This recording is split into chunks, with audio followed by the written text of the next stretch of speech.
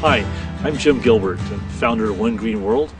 We offer a really interesting selection of neat fruiting plants, and today I'd like to show you how I plant a fruit tree. Planting a tree is really easy. You need basically something to dig a hole with and a pair of pruners to do any root pruning that might be necessary. In my right hand is a spade. This is a tool that's great for digging holes. Just notice how the blade is quite straight. My left hand is a shovel. This is a tool that's great for moving sand, gravel, rocks, sawdust, and so forth. If you have a spade, that's the tool I would use. It's much handier for digging a hole than a shovel. Now that you have your tree, it's important to select a site. And what I'd like to do is to look around, find a place that has at least half-day sun. Most fruiting plants are going to want that kind of exposure. The soil should be reasonably well drained, certainly not a place where water is standing for any length of time. And then, once we have that, we decide how we're going to dig this hole.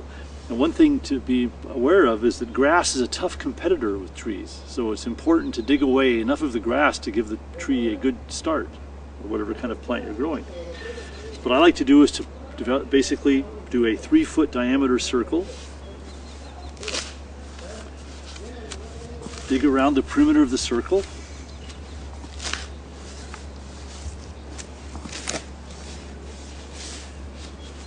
Work into the center of the circle, not unlike what you'd be doing if you were cutting up a pizza.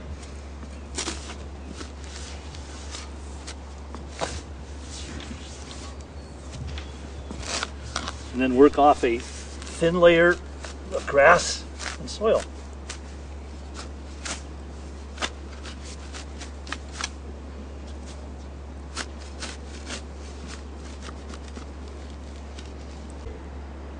So we've cleared ourselves a space for our tree, and the next step is to plant it.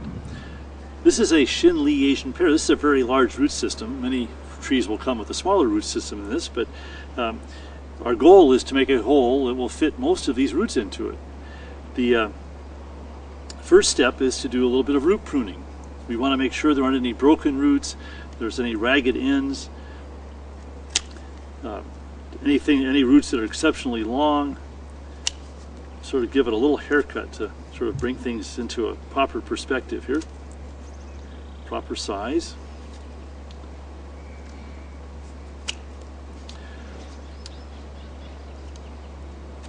And remember, the goal is to fit the roots, make the hole for the roots, not to make the roots fit the hole.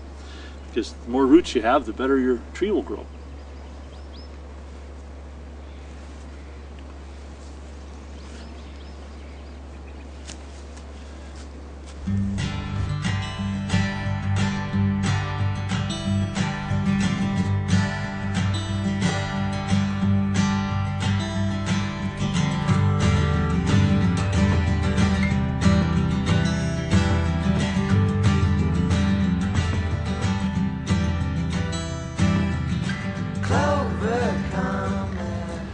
So we've made a nice hole for our tree. We've checked to make sure that the roots are going to fit into the hole nice and neatly. The next step is to take our spade again, or a shovel, roughen up the sides of the hole just a little bit. If they're smooth and shiny, the roots oftentimes won't grow into that soil and will circle around inside the hole. Don't want that to happen.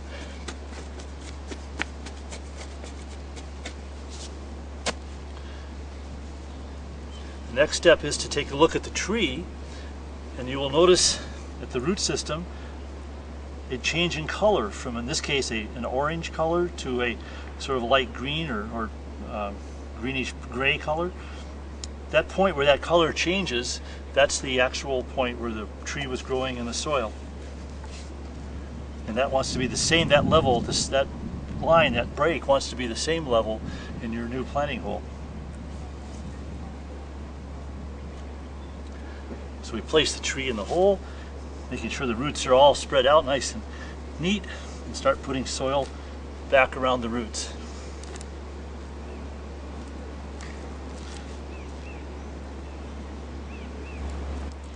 So you know, now we have our tree in the hole.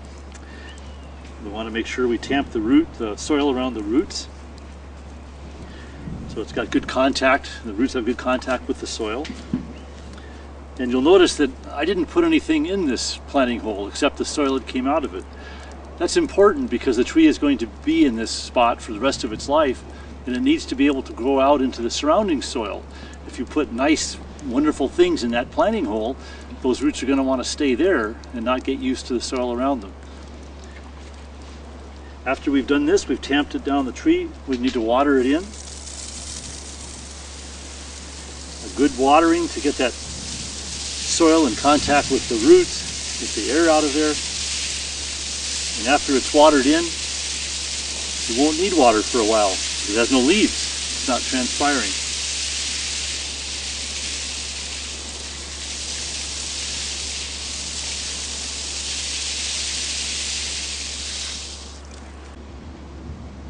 The last thing we need to do with our new tree is to do some light pruning to balance the top with the root system, which has been cut off to some degree in the process of digging it up out of the nursery.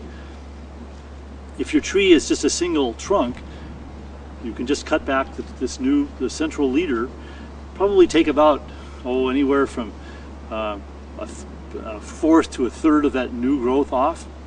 And always prune to an outward facing bud, which in the case, of course, of a single trunk, you're not going to be worried about too much. But this tree, I would guess, would come down to about here. And then side branches, if there are side branches, the same technique is important. In this case, you do want to prune to a bud that's facing away from the center of the tree. And again, this is a balancing just to get these branches in line with the reduced root system. If there's any broken branches or stubs that need to come off, you can take those off at the same time. Now this tree is ready to grow and will be happy for the first season in its new home.